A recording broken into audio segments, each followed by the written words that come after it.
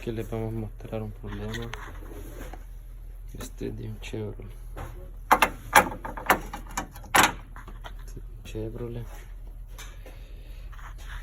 Y el problema está que es cuando al encender hacía ruido adentro del motor. Como pueden ver, el ruido lo chequeé con esta herramienta. Con esta herramienta se lo pone en el oído. Y este lo puse aquí, exactamente aquí arriba. Aquí. Entonces, aquí exactamente. Con el motor encendido, en este caso, yo quité la tapadera esta, la del balcón. Encendí el carro y me puse la herramienta esta en el oído y probé uno por uno, balancín por balancín, probé balancín por balancín y solo este balancín de este lado que era el que hacía ruido, exactamente, balancín por balancín de prueba. Y como pueden ver,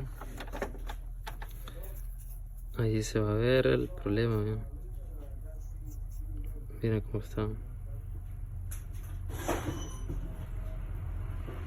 Está rayada, está craqueado el balancín. Se ve que el balancín, ese era el que causaba el ruido. Bueno, el ruido no lo puedo mostrar porque ya desarmé el carro, pero casi ese problema sucede en estos carros que traen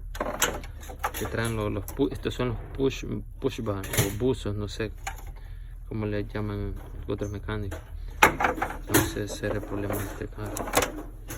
Aquí solo se quitan el linte manifold y los ball cover para ver el problema.